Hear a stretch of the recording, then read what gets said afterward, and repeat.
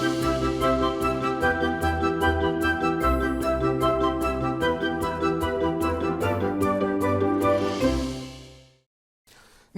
आभार, अभिनंदन, स्वागत आप सभी का। हेलो मनी 9, मेरा सवाल है मैं हूं विपुल सिंह। और अब बाजार की स्थिति पर नजर डालें तो आज काफ़ी वोलेटाइल मार्केट देखने को मिल रहा है। आरबीआई की पॉलिसी थी, इसका इंतजार कर रहे थे और जैसा उम्मीद थी कि कोई भी बदलाव पॉलिसी में नहीं किया गया। आज थोड़ी सी सुस्ती भी है, बीच में रिकवरी भी देखने को मिल रही थी। अगर आज के इंडेक्स की चाल अगर हम देखें निफ्टी की, तो 22,486 पे खुला, 22,517 ये आज का इंट्राडे हाई बनता हुआ दिखाई दिया। तब लगा कि बीच में हो सकता है बाजार थोड़ी सी रिकवरी दिखा रहा है और हरे निशान में शायद बंद होता हुआ दिखाई दे, लेकिन फिर से हमने देखा कि थोड़ी सुस्ती अभी हावी हुई है। लेकिन अभी भी लगभग फ्लैट 28 अंकों की गिरावट इस समय देखने को मिल रही है।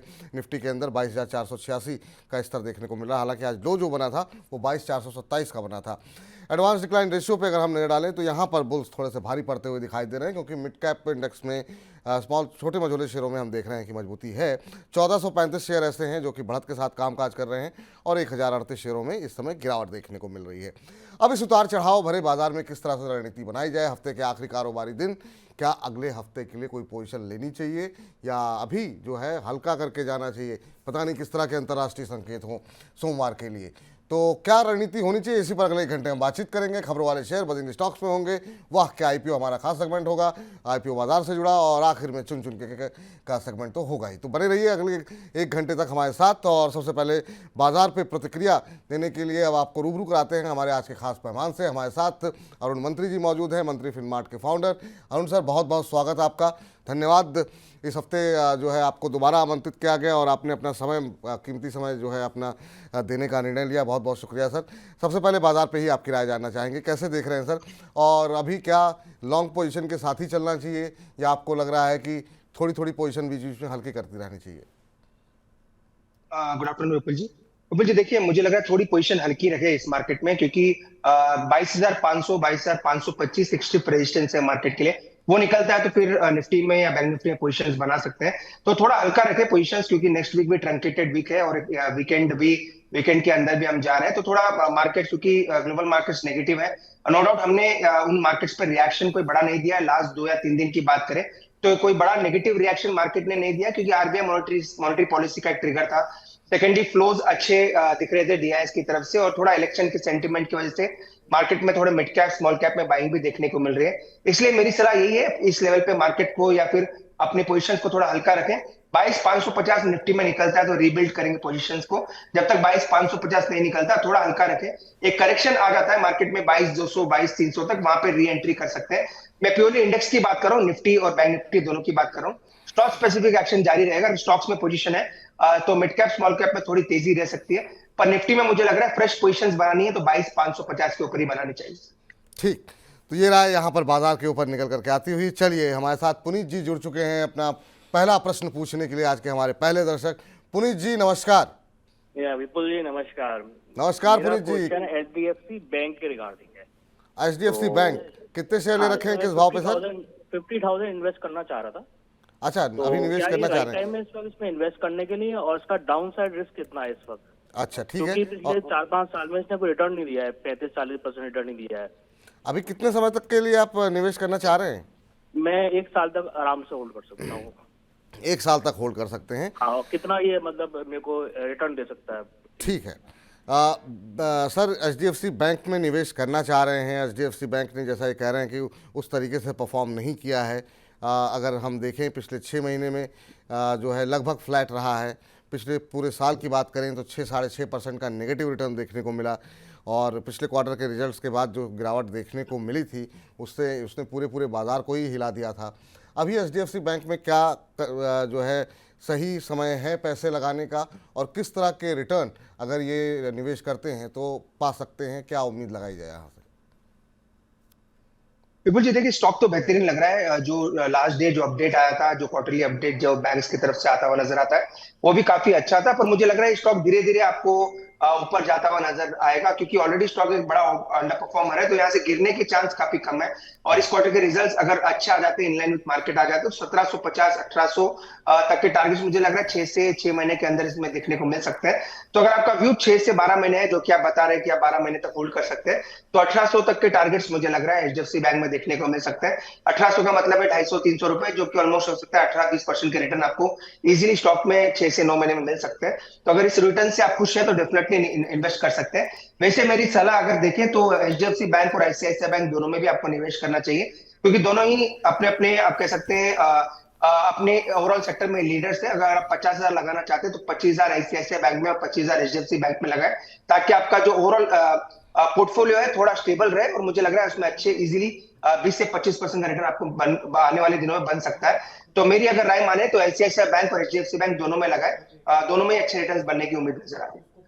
जी, चलिए, तो आईसीआईसीआई बैंक और एचडीएफसी दोनों में ही आप निवेश कर सकते हैं और थोड़ा डाइवर्सिफाई रखेंगे पोर्टफोलियो, ज़्यादा बेहतर रहेगा। सारे पैसे एक ही जगह मत लगाइए। और इस बीच यूट्यूब के माध्यम से मेघना घग जी ने सवाल भेजा है और उन्होंने कहा है कि बैंक ऑफ इंडिया के क्या लक्ष्य हो सकते हैं।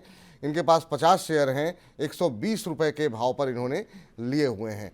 और अभी अगर हम बैंक ऑफ इंडिया की बात करें तो 147 का भाव देखने को मिल रहा है। यहाँ पर 25, 26, 27 रुपये इनको मिलते हुए पर शेयर दिखाई दे रहे हैं। अच्छे रिटर्न में है मेघना जी। जानना चाह रही हैं कि यहाँ पर क्या लक्ष्य देखने को मिल सकता है। पिछले 6 महीने में करीब 34-35% का रिटर्न दिया है। पिछले 1 साल में शेयर डबल हुआ है।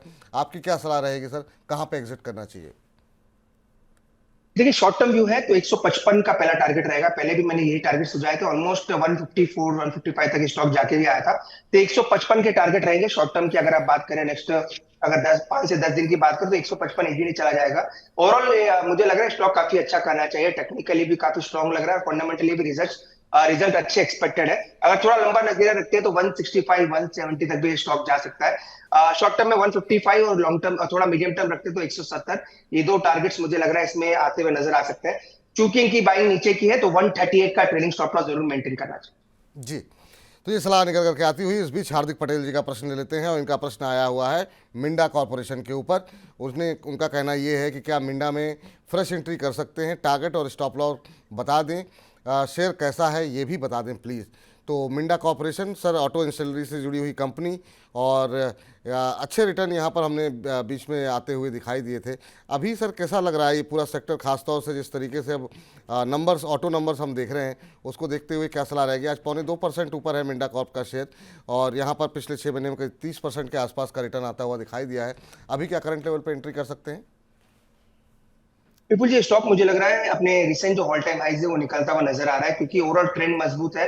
अगर आप आज की वॉल्यूम्स भी देखें, वॉल्यूम्स ऑलमोस्ट 10 दिनों के हाईएस्ट वॉल्यूम आज भी देखने को मिल रहा है, तो डेफिनेटली एंट्री कर सकते हैं। ट्रेडिंग बेट, एक अच्छा ट्रेडिंग बेट मुझे लग रहा है ये साबित हो सकता है। अगेन लेवल्स का जरूर ध्यान रखें, 410 के स्टॉप लॉस से बाय करें। 450 455 इसके इमीडिएट टारगेट रहेंगे, तो ऑलमोस्ट 30 रुपए शॉर्ट टर्म में स्टॉक में देखने को मिल सकते हैं। ऑलमोस्ट 15 रुपए का स्टॉप लॉस है, तो अच्छा 1:2 रिस्क रिवॉर्ड आपको मिल रहा है। तो 410 के स्टॉप लॉस से बाय करें। 450 455 ये शॉर्ट टर्म के टारगेट रह सकते हैं, तो शॉर्ट टर्म पर जरूर स्टॉक में लेके चल सकते हैं। ओवरऑल कंपनी काफी स्ट्रॉन्ग है, फंडामेंटली काफी स्ट्रॉन्ग फंडामेंटल्स है, टेक्निकली भी स्ट्रॉन्ग लग रही है, ओवरऑल मैनेजमेंट भी काफी अच्छा है, तो कोई दिक्कत वाली बात नहीं है। ट्रेडिंग पोजीशन जरूर ले सकते हैं। 410 का स्टॉप लॉस लगाएं और 455 का टारगेट। ठीक, आर्यन जी हमारे साथ अब जुड़ चुके हैं बातचीत करने के लिए। आर्यन जी नमस्कार। नमस्ते सर। नमस्ते आर्यन जी, कहाँ से बोल रहे हैं, कैसे हैं आप? सर बढ़िया है सर, आप कैसे? वाराणसी से बोल रहे हैं। अरे बहुत अच्छी जगह से आप बोल रहे हैं, भगवान शिव की धरती से आप बोल रहे हैं। हम तो अच्छे हैं सर, बहुत अच्छे, और आपसे बात करके बहुत और ज़्यादा अच्छे हो गए। कब से लगा रहे हैं शेयर बाजार में पैसे और कैसा लग रहा है मनी 9 के कार्यक्रम आपको? सर बहुत बढ़िया लग रहा है, मैं तो डेली ही देखता हूँ, रात को डेली एक बार देखता हूँ, दिन में भी टाइम नहीं मिलता, ऑफिस में रहता हूँ, तो रात को तो मैं डेली एक बार रिपीट देखता ही हूँ आपका। मेरा एक सवाल था सर, डीपीएससी का मेरे पास 25 रुपए 45 पैसे पे 5000 शेयर है। अच्छा, कितने समय तक होल्ड कर सकते हैं? मैं सर अगले 5 साल तक होल्ड कर सकता हूँ ऐसा। 5 साल तक? हाँ। अच्छा, ये डीपीएससी लिमिटेड आप कह रहे हैं ना? जी sir. Indian power corporation. Indian power corporation, बराबर। चलिए, तो आपने 25 रुपये 28 पैसे पे खरीदा, अभी तो काफ़ी नुकसान में हैं आप। आज भी 2.5% के आसपास की गिरावट है यहाँ पर। सर जब से मैंने लिया ना उसके बाद गिर ही रहा है ये सर। आपने थोड़ा ऊपर ले भी लिया सर, आपने मतलब वहाँ लिया जहाँ पर इसने पीक बनाया 26 रुपये 25 पैसे का इसने हाई बनाया था और 13 नवंबर 2023 को, और आपने 25 रुपये 28 पैसे पे इसको लिया। हालांकि उसके बाद एक बार रिकवरी आई थी जब ये शेयर जो है हमने देखा था कि फरवरी महीने में शायद जनवरी में ये शेयर जो है गया था करीब 25-45 तक। उसके बाद से लगातार अंडर परफॉर्मेंस देखने को मिल रही है। सर, इंडिया पावर कॉरपोरेशन के शेयर इन्होंने लिए हुए हैं, क्या करना चाहिए? अब नुकसान में तो ठीक ठाक आ गए हैं, शायद इन्होंने कोई स्टॉप लॉस भी नहीं लगाया, अभी क्या रणनीति होगी? विपुल जी, एक तो वैल्यूएशंस काफी स्ट्रेच है, ये क्लियरली है कि स्टॉक को मैंने पहले भी ट्रैक किया है, काफी लोगों की इसमें पोजीशंस है, तो वैल्यूएशंस डेफिनेटली स्ट्रेच है और टेक्निकली भी मुझे लग रहा है 22 के आसपास स्टॉक डेफिनेटली अटक सकता है, तो उछाल पे एग्जिट करने की राय रहेगी। अगर 22-23 के भी लेवल मिलते हैं, चूंकि हो सकता है स्टॉक में बाउंस देखने को मिले अगर थोड़ा ब्रॉडर मार्केट पार्टिसिपेशन आता है, तो 22-23 भी अगर इनको प्राइस मिलता है तो बेटर है एक बार निकल जाने की राय रहेगी, कोई होल्डिंग करने की राय नहीं है। पावर सेक्टर ऑलरेडी मैंने कहा विपुल जी इसी वीक कि पावर स्टॉक्स काफी अच्छा करेंगे, Tata power, Torrent power, NTPC, power grid, सभी स्टॉक्स की मैंने नाम लिया, सभी अच्छा कर रहे हैं। तो अगर पावर क्षेत्र में रहना है तो वो पावर कंपनीज में जा सकते हैं। इस कंपनी के बारे में यूजुअली स्टडी नहीं की है पर थोड़ा बहुत ट्रैकिंग है, इसलिए 22-23 के आसपास अगर स्टॉक मिलता है तो बेटर एक बार का एग्जिट कर दे। फंडामेंटली थोड़ी मेरी वीकनेस स्टॉक में लग रही है। जो भी मौका मिले सर निकलने की कोशिश कीजिए, बेवजह इंतज़ार करने का फ़ायदा नहीं है। पावर क्षेत्र में ही बहुत अच्छी अच्छी कंपनियां हैं, टाटा पावर, एनटीपीसी जैसे उदाहरण आपको दिए गए हैं, वहां अगर आप निवेश करना चाहें तो अच्छे रिटर्न मिल सकते हैं। दीप्ति भारद्वाज जी का सवाल ले लेते हैं। करें विपुल सर और अरुण सर को मेरा राधे राधे, आपको भी राधे राधे। करें सर अरुण सर की एडवाइस मुझे बहुत अच्छी लगती है, बहुत सही लगती है। मेरे पास IRFC के 149 शेयर हैं, 148 रुपये 80 पैसे के भाव पर इन्होंने लिए हुए हैं। अभी ये जानना चाह रही हैं कि IRFC में एग्ज़िट कहाँ करना चाहिए। अभी 146 का भाव देखने को मिल रहा है, 148 पे 148 149 मान लेते हैं इन्होंने लिया हुआ, 2-3 रुपये के नुकसान में है, आज 2% ऊपर है। और रेलवे शेयरों में फिर से रैली एक आती हुई दिखाई दी है पिछले कुछ दिनों में। कैसे देख रहे हैं सर? IRFC थोड़ा सा ऊपर इन्होंने ज़रूर लिया है, लेकिन आपकी राय क्या होगी? विपुल जी, इस पूरे मंथ मुझे लग रहा है रेलवे स्टॉक्स अच्छा करेंगे। लास्ट टाइम भी मैंने कहा था रेलवे स्टॉक्स का ये महीना रह सकता है। स्टॉक ने अच्छा परफॉर्मेंस भी दिया। IRFC नो डाउट लास्ट 5-6 दिन में कंसोलिडेशन में है, पर जिस हिसाब से स्ट्रक्चर बन रहा है ये स्टॉक मुझे लग रहा है इजीली 160 के तरफ जाने के लिए तैयार है। इरकॉन मैंने लास्ट सेशन में दिया था जब हमारी बात हुई थी, वहां से भी वो स्टॉक काफी अच्छा कर रहा है। तो इरकॉन, IRFC, RVNL ये तीनों स्टॉक्स काफी अच्छा कर सकते हैं। एटलीस्ट अप्रैल मंथ के लिए आपको जरूर होल्ड करना चाहिए। मई में मैं कैरी करने की सलाह नहीं दूंगा क्योंकि नेक्स्ट मंथ इलेक्शंस का थोड़ा ट्रिगर आ सकता है और थोड़ी बहुत वोलेटिलिटी हाई बीटा स्टॉक्स में देखने को मिल सकती है। पर प्योरली अप्रैल मंथ के लिए मुझे लग रहा है 160 162 ये टारगेट्स IRFC में देखने को मिल सकते हैं। अगेन मैं रिपीट कर देता हूं, अगर आपको और ऐड करना चाहे तो भी कर सकते हैं। 145 146 के आसपास चल रहा है, करंट लेवल पे भी ऐड कर सकते हैं। 162 तक का ऊपर का टारगेट रखें, प्योरली अप्रैल मंथ का ये टारगेट है। ठीक, चलिए आगे बढ़ते हैं। बबलू सोनी जी से बात कर लेते हैं। बबलू जी नमस्कार। जी नमस्कार सर, नमस्कार। कैसे हैं बबलू जी? सर मैं तो ठीक हूँ, आप बताइए। हम बहुत अच्छे हैं सर। और कहाँ से बोल रहे हैं बबलू जी आप? सर मैं बोल रहा हूँ यहाँ उमरिया डिस्ट्रिक्ट बिरसिंहपुर पाली से। अच्छा अच्छा, प्रदेश चलिए से। बहुत अच्छी बात। सर क्या प्रश्न पूछना चाह रहे हैं? सर मेरा सवाल ये था कि मैंने LIC के शेयर्स लिए थे, करीबन 173 शेयर थे मेरे पास 1000 के भाव से।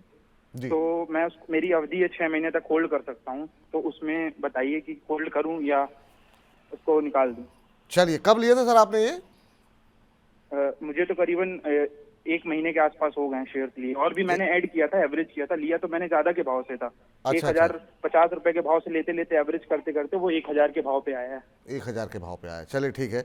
मुझे लगता है जब इसमें रैली आ गई तब उसके बाद आपने तब एंट्री ली इस शेयर के अंदर। जो है काफ़ी परेशान किया सर इस शेयर ने, लेकिन उसके बाद जब कई सारी घोषणाएं हुई, कंपनी ने अपनी पॉलिसीज़ में कई सारे बदलाव किए, नई सारे प्रोडक्ट लॉन्च कर रही है, उसके बाद से हमने देखा काफ़ी शानदार मूव LIC में आता हुआ दिखाई दिया। अब इन्होंने थोड़ा सा ऊपर ले लिया, 1000 के आसपास की इनकी खरीद है, एवरेज प्राइस जो पड़ रही है। क्या सलाह रहेगी सर? 5-6 महीने और होल्ड कर सकते हैं, 5-6 रुपये पर शेयर का इनको नुकसान हो रहा है। आपकी सलाह क्या होगी LIC को लेकर के? अब विपुल जी कोई दो राय नहीं है, स्टॉक फंडामेंटली स्ट्रांग है। 1200-1250 के टारगेट्स इजीली मुझे लग रहा है इस क्वार्टर या कह सकते हैं 1 से 1.5 महीने के अंदर ही देखने को मिल सकते हैं। क्वार्टरली का रिजल्ट भी अच्छा एक्सपेक्टेड है, तो कोई दिक्कत वाली बात नहीं। स्ट्रॉन्ग कैंडिडेट इन्होंने बाय किया है। नो डाउट थोड़ा एवरेजिंग ऊपर की तरफ है, अभी जो 1000 के आसपास है, शायद इन्होंने 1100 के आसपास भी कुछ शेयर्स बाय किए, तो दिक्कत वाली बात नहीं है। 1200-1250 वहां तक के स्टॉक मुझे लग रहा है नेक्स्ट आप कह सकते हैं कुछ हफ्तों में जा सकता है, तो होल्ड करने की राय रहेगी। 1200 के आसपास आता है तो वहां पे एक बार प्रॉफिट बुक करके निकल सकते हैं। जी, चलिए अगले दर्शक का प्रश्न लेते हैं और ये प्रश्न हमें भेजा गया है सुनील बिष्ट साहब की तरफ से। और सुनील बिष्ट साहब कह रहे हैं कि मैं आपका शो मुंबई से हर रोज़ देखता हूँ। अब ये कोल इंडिया और वेदांता, इसमें जो है ये इन्वेस्ट करना चाहते हैं, क्या इनमें से मैं किस में निवेश करूँ? मैं लंबी अवधि का निवेशक हूँ। तो दो कंपनियां इन्होंने आइडेंटिफाई की हैं। वेदांता पे कुछ एक खबरें भी थीं और फिर बहुत काफ़ी लंबे समय बाद जो है हम देख रहे हैं कि इसमें एक सकारात्मक रुख बनता हुआ दिखाई दिया पिछले एक दो दिन के अंदर। दूसरी बात ये भी रही कि अब मेटल पैक भी हमने देखा कि बीच में तेज़ी देखने को मिली थी।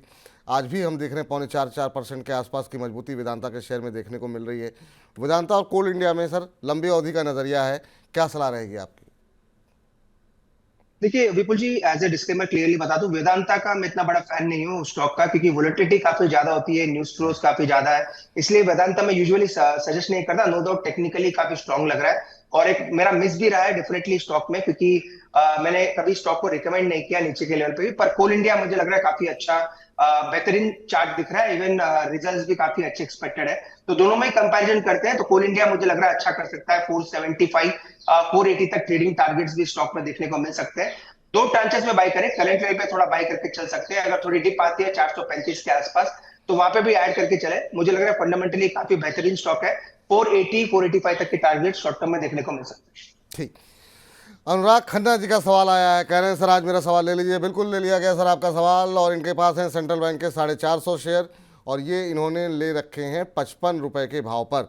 अब ये जानना चाह रहे हैं कि यहाँ पर अब मेरी क्या रणनीति होनी चाहिए। सेंट्रल बैंक की अगर हम बात करें तो इस शेयर में अभी जो मौजूदा भाव देखने को मिल रहा है वो 65 रुपये के आसपास का भाव यहाँ पर देखने को मिल रहा है।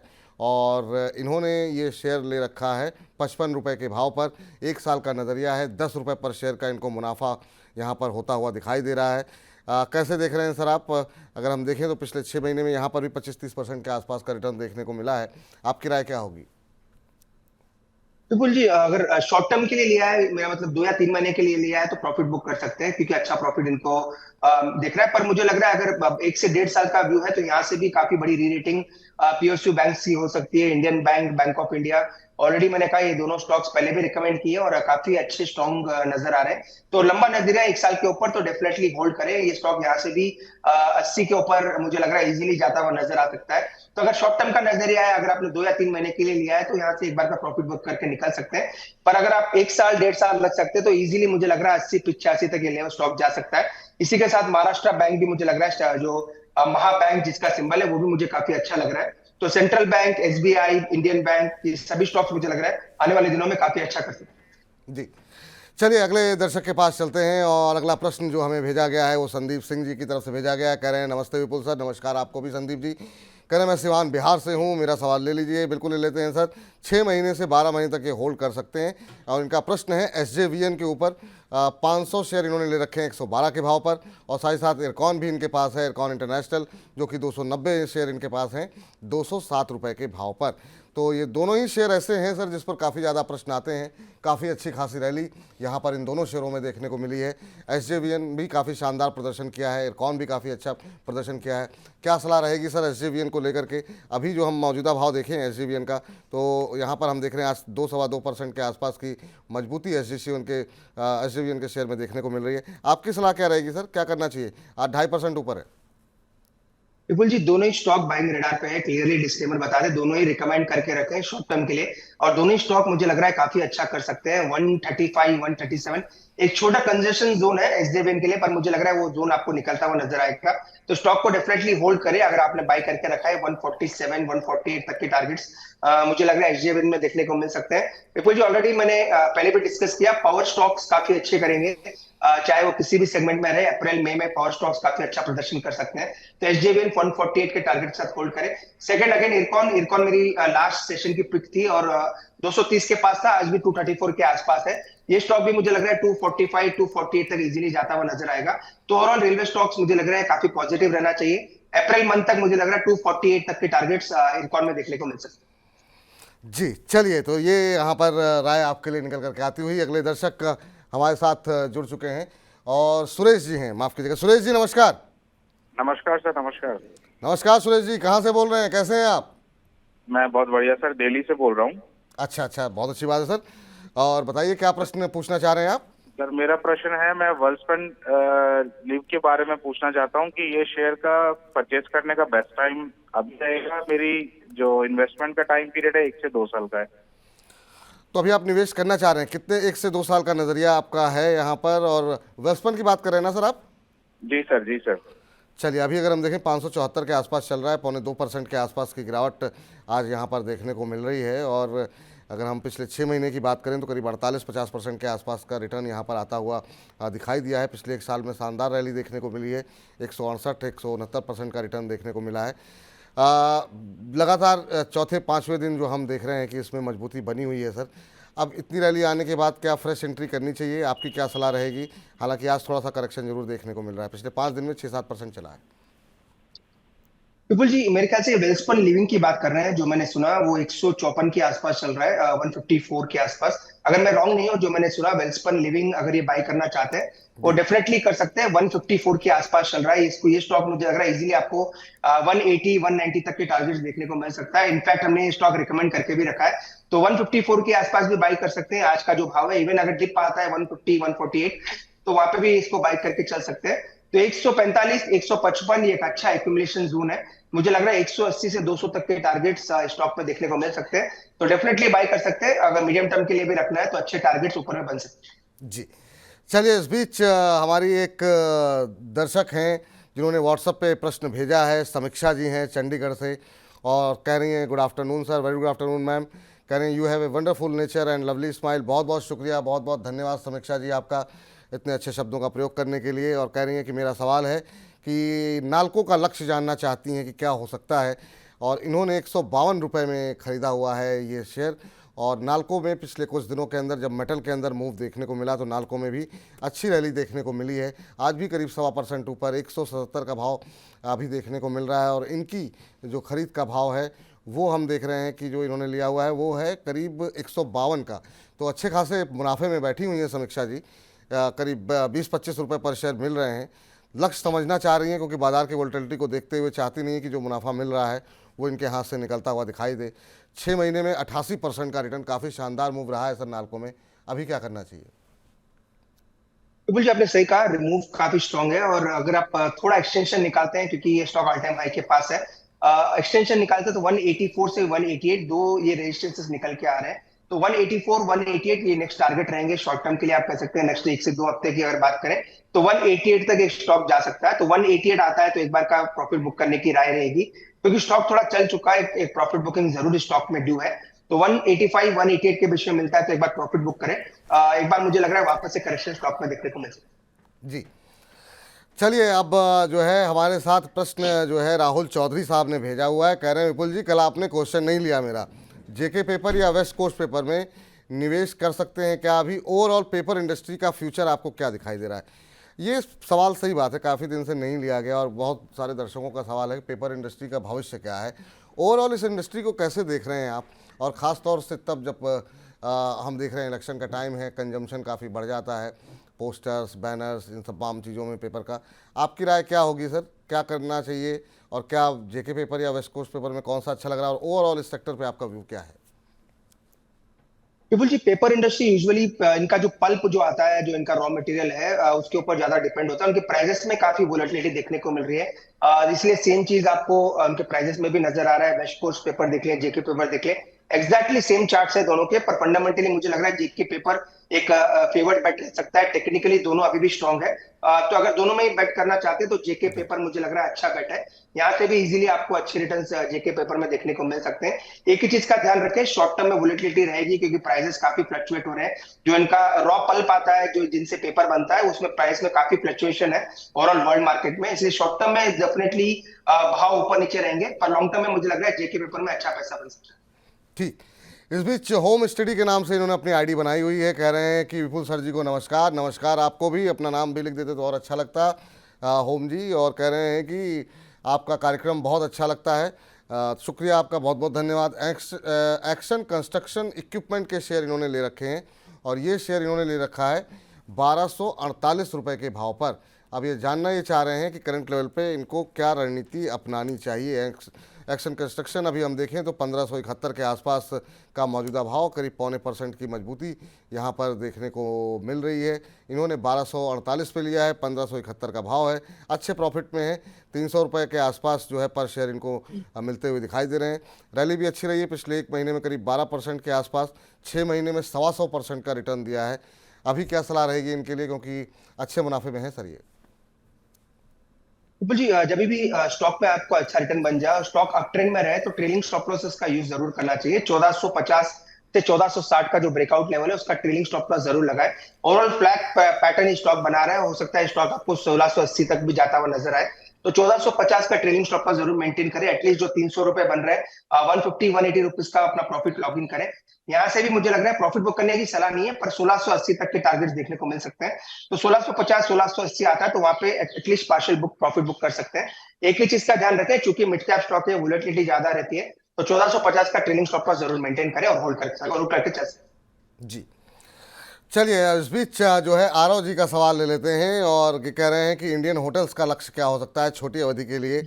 अब ये नीचे जा रहा है, इन्होंने 506 पे लिए हैं। होटल इंडस्ट्री में सर बीच में काफ़ी अच्छा मूव देखने को मिला था, ख़ासतौर से आईपीएल के बाद जो है आपने देखा कि सभी होटल शेयरों में जो है अच्छा मोमेंटम बनता हुआ दिखाई दिया था।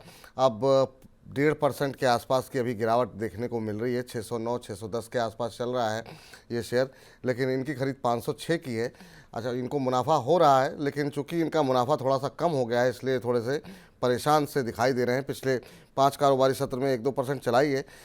छोटी मोटी गिरावट से इतनी जल्दी परेशान नहीं हुआ जाता है। प्रॉफिट में है सर, लेकिन क्या सलाह रहेगी इनके लिए? देखिए, लंबा नजरिया है विपुल जी, तो कोई दिक्कत वाली बात नहीं है। स्टॉक अच्छा है, थोड़े वैल्यूएशन जरूर ऊपर की तरफ है, क्योंकि आईपीएल का ट्रिगर खत्म हो चुका है। आईपीएल की मेजर ऑफ द जो न्यूज थी स्टॉक में फैक्टर्ड इन हो चुकी है। एक करेक्शन आ सकता है 590 600 तक भी स्टॉक एक बार का फिसल सकता है, क्योंकि थोड़े ओवरबॉट जोन में है। इसलिए अगर लंबा नजरिया है तो छोटे मोटे फ्लक्चुएशन से डरने वाली कोई बात नहीं है। वापस धीरे धीरे मुझे लग रहा है स्टॉक ऊपर की तरफ जाता हुआ नजर आएगा। पर अगर आपने शॉर्ट टर्म नजरिया या इसी महीने के अंत तक आपको एग्जिट करना है तो ये प्रॉफिट बुक करके चल सकते हैं। अगर लंबा नजरिया है तो कोई दिक्कत वाली बात नहीं है, होल्ड करके चले। मुझे नहीं लग रहा इजिली स्टॉक 580 590 के नीचे जाएगा, वहां से वापस मुझे लग रहा है एक बार का अप ट्रेंड जारी रहना चाहिए। जी, इस बीच अभिषेक आनंद जी का प्रश्न आया है और कह रहे हैं कि सर इरेडा के शेयर इन्होंने ले रखे हैं सर, 140 शेयर 400 के भाव पे, क्या आप प्रॉफिट बुक कर लें? ये पहले एक दर्शक हैं जो पूछ रहे हैं क्या प्रॉफिट बुक करना चाहिए। 140 पे लिए हैं, 37 रुपये 37.5 रुपये पर शेयर मिल रहे हैं। आज यहाँ पर खबर भी है तो बजिंग स्टॉक्स में भी इसको हम डिस्कशन में लेके आएंगे। सर्किट लिमिट बढ़ी है शेयर की 12% ऊपर सर, और काफ़ी शानदार मूव पिछले कुछ दिनों के अंदर रहा है। पिछले 5 कारोबारी सत्र में 27-27.5% की रैली देखने को मिली है। अभी आपकी सलाह क्या रहेगी रेडा के अंदर, क्योंकि हर रोज़ जब भी आप आते हैं कार्यक्रम में या प्रतिदिन जो है हमारे पास 5-10 सवाल जो है रेडा से जुड़े हुए अवश्य आते हैं। काफ़ी शानदार रैली रही है, तो क्या एक बार के लिए प्रॉफिट बुक करना चाहिए या अभी वेट करना चाहिए? विपुल जी, एक अब आफ्टर द रिसेंट रैली जो अभी रैली देखने को मिली, ऑलमोस्ट 25-30% नीचे से स्टॉक चल चुका है, तो 182 से 190 का जो लेवल है कंजेशन जोन है, वहां पे एक बड़ा गैप भी नजर आ रहा है। तो 182-190 के बीच में मिलता है तो जरूर प्रॉफिट बुक करना चाहिए। एक बार का प्रॉफिट बुक करके स्टॉक से निकल जाए, क्योंकि स्टॉक ऑलमोस्ट नीचे से आप कह सकते हैं 40-45% चल चुका रहेगा और वहां पे एक बार की प्रॉफिट बुकिंग देखने को मिल सकती है। क्योंकि अभी मोमेंटम में है, कुछ न्यूज फ्लोज भी स्टॉक में देखने को मिल रहा है, तो 180-190 के बीच में स्टैगर्डली आप एग्जिट करें। इजीली मुझे लग रहा है 190 के ऊपर स्टॉक जाता हुआ नजर नहीं आ रहा, वहां से हो सकता है एक बार का प्रॉफिट बुकिंग वापस स्टॉक में देखने को मिल सकता है। तो थोड़ी बहुत और तेजी यहाँ से है, 180-190 ये 8 रुपए के रेंज में अपना पूरा प्रॉफिट बुक करके निकल जाए। जी, तो ये सलाह आपके लिए फिलहाल निकल करके आती हुई रेडा के अंदर। और चूंकि पावर की बात हो रही है तो हमारा अगले दर्शक जो है, जो कि श्री श्याम अवस्थी जी हैं, कह रहे हैं सर जी नमस्कार, मैं यूपी गोंडा से हूँ। बहुत अच्छी बात है सर, गोंडा बड़ा ही शानदार जगह है और अक्सर वहाँ कई बार मेरा जाना हुआ है। और कह रहे हैं कि मैंने अदानी पावर के 500 शेयर ले रखे हैं 344 रुपये के रेट पर, आगे क्या करना चाहिए? 344 पे अदानी पावर के शेयर इन्होंने लिए हुए हैं। अदानी पावर पे कल हमने बजिंग स्टॉक्स पे काफ़ी डिटेल में बातचीत की थी। सर अदानी पावर पे आपकी राय जानना वो चाह रहे हैं। यहाँ पर आज थोड़ा सा दबाव ज़रूर है, करीब 2% के आसपास शेयर नीचे है, लेकिन काफ़ी शानदार मूव यहाँ पर देखने को मिला है। पिछले 5 कारोबारी सत्र में 12-13% ये शेयर चलता हुआ दिखाई दिया है। आपकी सलाह क्या रहेगी, अभी क्या करना चाहिए? इनकी अगर हम बात करें तो इन्होंने 344 पे लिया था और अब 629 630 का भाव है, तो ऑलमोस्ट डबल हो गया है इनका मुनाफा। अदानी पावर पे आपकी राय? तो मुझे दिक्कत वाली बात तो ऐसा कुछ नहीं है, क्योंकि स्टॉक मजबूत है, न्यूज फ्लोज काफी पॉजिटिव आ रहे हैं, टेक्निकली भी स्ट्रॉन्ग नजर आ रहा है। एक ही चीज का ध्यान रखें, लास्ट अगर 7 या 8 दिन की बात करें, 480 500 से स्टॉक 620 ऑलरेडी हो चुका है, तो एक बड़े रिटर्न शॉर्ट टर्म में ऑलरेडी देखने को मिल चुका है। तो ट्रेलिंग स्टॉप लॉस लगाए 550 रुपए का, जहाँ पे एक बड़ा गैप लेवल भी नजर आ रहा है डेली चार्ट पे। तो 550 का ट्रेलिंग स्टॉप लॉस लगा के होल्ड करें, ट्रेंड पॉजिटिव है, तो धीरे धीरे मुझे लग रहा है 670 680 तक स्टॉक आपको इलेक्शन के रिजल्ट के पहले जाता हुआ नजर आ सकता है। तो 680 के आसपास आता है तो वहां पे प्रॉफिट बुक कर सकते हैं। 550 का ट्रेडिंग स्टॉप लॉस जरूर मेंटेन करके। जी चलिए, तो ये राय यहाँ पर निकल करके आती हुई, लेकिन इन सब के बीच में चूंकि हम बात पावर सेक्टर पे कर रहे हैं, तो एक और शेयर जिस पर काफ़ी ज़्यादा सवाल आता है वो भी डिस्कस, 2 शेयर इनफैक्ट डिस्कस कर लेते हैं जिस पर काफ़ी सवाल आ भी रहे हैं और आ भी चुके हैं। स्वाति मोरो कह रही हैं कि टाटा पावर पे फ्रेश बाइंग लेवल बता दें कि कहाँ पे एंट्री करनी चाहिए। और दूसरा, कई सारे दर्शकों के सवाल जो एनएचपीसी पे हर रोज़ की तरह आते ही हैं, आज थोड़ा सा दबाव में है शेयर, और लेकिन अच्छी रैली रिकवरी आई है सर लोअर लेवल से। टाटा पावर और एनएचपीसी, इन 2 शेयरों पे भी आपकी राय, ताकि हम अपना थंब जो है मनी मास्टर का वो इस पावर क्षेत्र पर ही लगा सकें। देखिए विपुल जी, काफी दिनों से ही मैं कह रहा हूँ एनएचपीसी में नीचे से तेजी बन सकती है, और तेजी आज भी देखने को मिल रही है। आज थोड़ा फ्लैट है, पर ओवरऑल लास्ट या 5-6 दिन की बात करें तो ऑलमोस्ट ये स्टॉक 80 से 94 हो चुका है। अब एक ब्रेकआउट, मेक और ब्रेक लेवल के आसपास है। 95 के ऊपर जैसे ही ये स्टॉक निकलेगा, आपको एक फास्ट मूव 100 100 102 के आसपास देखने को मिल सकता है। एक ही चीज का ध्यान रखें, 95 एक छोटा रेजिस्टेंस है, 95 निकलता है तो बड़ी मूव आपको स्टॉक में देखने को मिल सकती है। ट्रेंड पॉजिटिव है, इसलिए जिनके पास भी है उनको होल्ड करना चाहिए। 100 से 102 का टारगेट आपको एनएचपीसी में देखने को मिल सकता है। सेकेंडली, टाटा पावर की आपने बात की, अगेन पावर स्टॉक्स मैं यही कह रहा हूँ, ये महीना अगले महीना काफी अच्छा करेंगे। अगर एंट्री की बात करें तो 410 से 412 इसी के आसपास एंट्री कर सकते हैं। करंट मार्केट प्राइस भी उसी के आसपास है। 400 का स्टॉप लॉस से बाई करें, 425 430 तक के टारगेट्स टाटा पावर में देखने को मिल सकता है। तो एनएचपीसी, टाटा पावर, एसजेवीएन, ये तीनों स्टॉक मुझे लग रहा है इस महीने काफी अच्छा कर सकते हैं। जी चलिए, अशोक जी से बात करें उससे पहले आपको बता दें करीब 600 के आसपास दर्शक हमें खाली यूट्यूब पर इस समय लाइव देख रहे हैं। बाकी हमारे ऐप पर, हमारे बाकी जो मीडिया प्लेटफॉर्म है, सोशल मीडिया प्लेटफॉर्म है, उस पर भी बड़ी संख्या में दर्शक हमारे साथ जुड़ रहे हैं। आप सभी का बहुत बहुत धन्यवाद। और आप सभी से निवेदन है कि अपने दोस्तों, अपने परिवारजनों, अपने जो ऑफिस के कलीग्स हैं उनके साथ लिंक को शेयर कीजिए, ताकि ज़्यादा से ज़्यादा लोग जो है उस कार्यक्रम का लाभ उठा सकें और मनी 9 के परिवार को और विस्तृत करने में आप हमारी मदद कर सकें। चलिए अशोक जी से बातचीत करते हैं। अशोक जी नमस्कार। Good afternoon sir. Good afternoon sir, very good afternoon. कैसे हैं, कहाँ से बोल रहे हैं सर? सर मैं फरीदाबाद से बोल रहा हूँ सर। कहाँ से सर?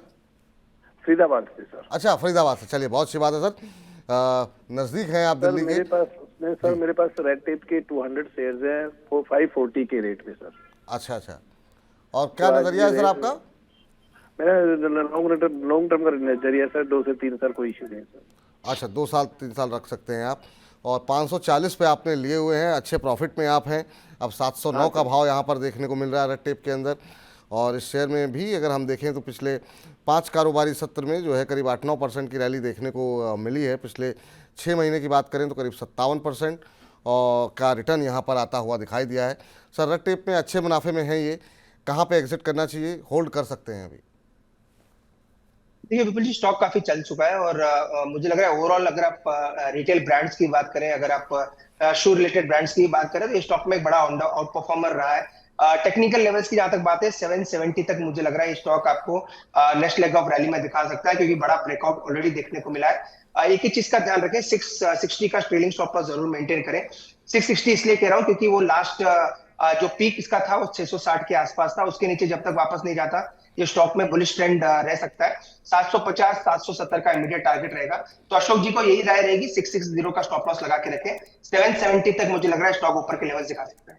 जी चलिए आगे बढ़ते हैं और अगले दर्शक के पास चलते हैं। और ये भेजा गया है भूपेंद्र लोनी जी की तरफ से, कह रहे हैं विपुल सर प्रणाम, आज मैं थोड़ा लेट हो गया, लेकिन सर कृपा करके जियो फाइनेंशियल में मार्गदर्शन करें। बिल्कुल कर लेते हैं सर। कह रहे हैं इनके पास 500 शेयर हैं अभी, और ये अभी 37% प्रॉफिट में है। तो इन्होंने बाइंग प्राइस तो अपना नहीं बताया, लेकिन मुनाफे में है, 37% के आसपास का इनको फ़ायदा हो रहा है। अभी अगर हम देखें तो आज भी काफ़ी अच्छी रैली है, 2% से ऊपर शेयर ट्रेड करता हुआ दिखाई दे रहा है। पिछले एक महीने में 14-15% से शेयर चला है। काफ़ी शानदार मूव देखने को मिला है सर जियो फाइनेंस में। भविष्य कैसे देख रहे हैं? हालांकि अभी तक कंपनी का कामकाज और मुनाफे के बारे में कोई जानकारी नहीं मिली है, लेकिन काफ़ी सारी चर्चाओं में रहता है ये शेयर और काफ़ी अच्छे रिटर्न भी लोगों को मिले हैं। आपकी क्या सलाह रहेगी? विपुल जी, आपने सही कहा। अभी भी तक बिजनेस में कोई क्लैरिटी नहीं है स्टॉक में, क्योंकि बिजनेस अभी धीरे धीरे इनके जो अपडेट्स है वो आते हुए नजर आ रहे हैं, टाइप्स आते हुए नजर आ रहे हैं। आने वाले दिनों में किस किस सेगमेंट में रहेंगे वो धीरे धीरे खबरें मार्केट में आती हुई नजर आ रही है। खबरें धीरे धीरे डिस्काउंट हो रही है। जो वैल्यूएशन बजाज फिंसर्व, बजाज फाइनेंस जैसे स्टॉक को मिल रहा है, वैसे टाइप का वैल्यूएशन आपको उससे ज्यादा कई ज्यादा वैल्यूएशन आपको जियो फाइनेंस के में देखने को मिल रहा है। तो वो चीज डेफिनेटली आपने सही की है। स्टॉक अगर आप ऑन द गो देखें थोड़ा ओवर वैल्यूड है और हो सकता है आपको एक करेक्शन भी स्टॉक में करंट लेवल से देखने को मिल सकता है। अगर प्योर टेक्निकल्स की बात करें, टेक्निकली कोई वीकनेस नहीं है। अपने रिसेंट पीक्स को आज भी स्टॉक ने निकाला है, 370 के आसपास चल रहा है। यहां से मुझे लग रहा है मैक्स 10 से 20 रुपए का और अपसाइड आपको देखने को मिल सकता है। पर मेरी सलाह यही रहेगी, आप डिप पे बाय करें, थोड़ा करेक्शन आ जाए तो उसमें बाय करके चल सकते हैं। और थोड़ा इस क्वार्टर का जो इनका अपडेट रहेगा या रिलायंस का जो अपडेट रहेगा, जो लास्ट क्वार्टर का जब रिजल्ट्स आएंगे तो उसमें क्लैरिटी आ जाएगी कि जियो फाइनेंस के साथ आने वाले दिनों में क्या चीजें मार्केट डिस्काउंट करके चल रहा है। इसलिए फ्रेश खरीदारी की राय विपुल जी करंटली नहीं है। क्लियरली डिस्क्लेमर है, फ्रेश खरीदारी करंटली ना करें।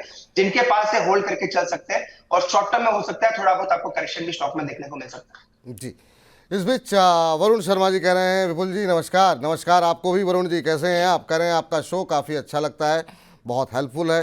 कोचिन शिपयार्ड या मझगांव डॉक में किनमें से कहाँ एंट्री कर सकते हैं? मतलब जानना चाह रहे हैं इन दो में से चुनना हो तो एक किसको चुने, और दूसरा अगर चुनना हो चुन लिया तो किन लेवल्स पे एंट्री करनी चाहिए? क्या करंट प्राइस पे या फिर नीचे आने का इंतजार करें? कोचिन शिपयार्ड में पिछले कुछ दिनों में काफ़ी सारी खबरें भी रहीं और वो हमने लगातार आपको बजिंग स्टॉक्स में दिखाई भी हैं। मझगांव डॉक में भी काफ़ी अच्छा मूव रहा। इन दो में से चुनना हो किसी एक को सर, तो आप किसे चुनेंगे?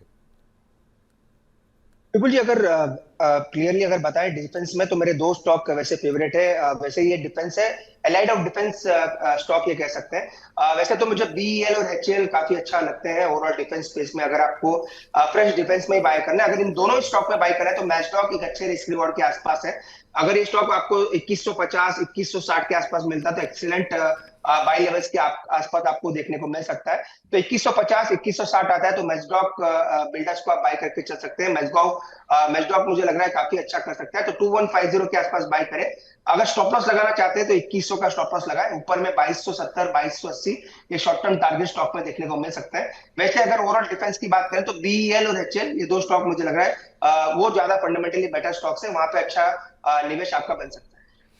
चलिए, तो ये राय आपके लिए निकल करके आती हुई। तो पूरे डिफेंस क्षेत्र को लेकर के बातचीत हो गई, रेलवे शेयरों पे बातचीत हो गई, पावर क्षेत्र पे काफ़ी डिटेल में बातचीत हो गई है। तो लगभग जो सेक्टर्स लगातार मोमेंटम में चल रहे हैं उन पे काफ़ी सारी बातचीत हो गई है।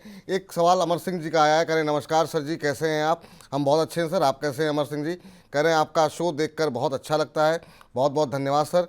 कह रहे हैं मैंने मेडी असिस्ट के 35 शेयर लिए हुए हैं, 418 रुपये के भाव पे सर इनकी खरीद है, और अब ये जानना चाह रहे हैं कि इन्हें क्या करना चाहिए। अभी अगर हम मेडी असिस्ट के भाव की बात करें तो 544 का भाव देखने को मिल रहा है, आज 4.5% ऊपर है। इन्होंने जो है 450 पे 418 पे लिया हुआ है, तो काफ़ी अच्छे खासे मुनाफे में है। 545 का भाव यहाँ पर देखने को मिल रहा है। हाल फिलहाल की लिस्टिंग है सर, मोमेंटम काफ़ी अच्छा बनता हुआ दिखाई दे रहा है। क्या सलाह रहेगी इनके लिए, कहाँ प्रॉफिट बुक करना चाहिए इनको? विपुल जी, ये स्टॉक काफी अच्छा लग रहा है। वैसे फंडामेंटली भी अच्छा था, लिस्टिंग आपको कह सकते हैं थोड़ी बहुत आपको निराशाजनक लगी, पर लॉन्ग टर्म के लिए स्टॉक काफी बेहतरीन है।